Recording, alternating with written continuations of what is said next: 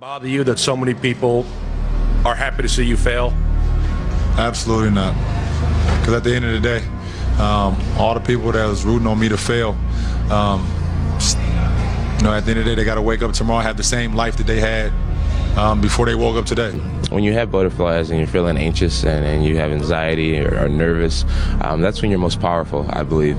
And a lot of people, instead of homing this power and using it, they allow it to just consume them. Maybe someone's don't like me, but because maybe I'm too good. I don't know why.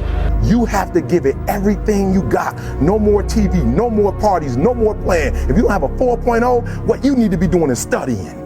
Get off the phone. I'm sorry, I'm not available until the end of this year. No, I'm for real.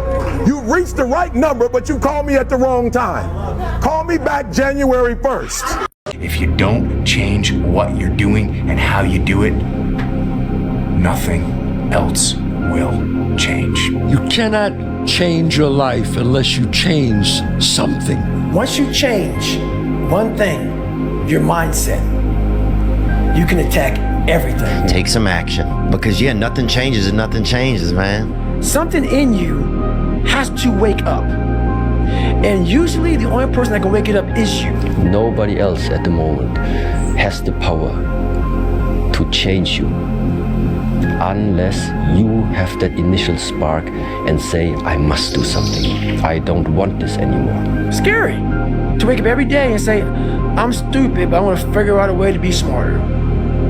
Versus saying, man, I just can't do that. So you limit this box. So your box becomes so small of things you can do. In order for something new to come, something old must go. If you always do what you always did, you'll always get what you always got. If you don't... How do I figure out my purpose? That's a reasonable question.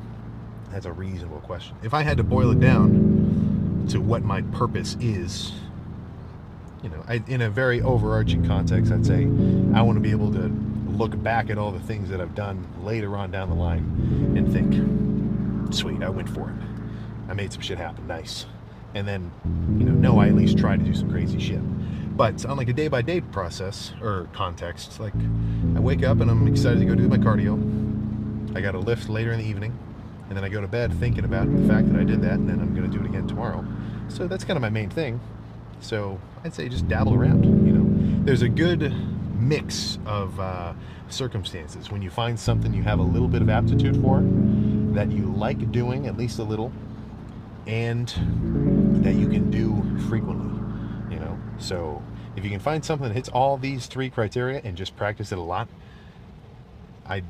hypothetically that could just become your new thing. But it's really just like, what do you think would be cool to do? And then if something immediately comes to mind, I say just go for it.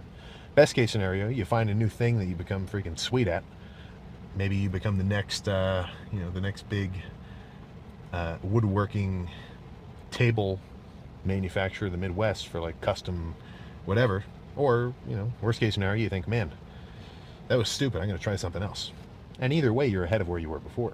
So really just start going down some YouTube rabbit holes and find something to get into. At the end of every day, you look yourself in the mirror and you ask yourself, did I get better today? If the answer is yes, and you do that for 5 years, 10 years, 15 years, how much better are you going to be? Are you getting better every single day? That's the question. And it's just taking small steps. You don't try to get it all done in one day, in 1 week, in 1 year. It's the process of getting better every day and doing that for a period of years that then create the masterpiece. At the end of every day, you look yourself in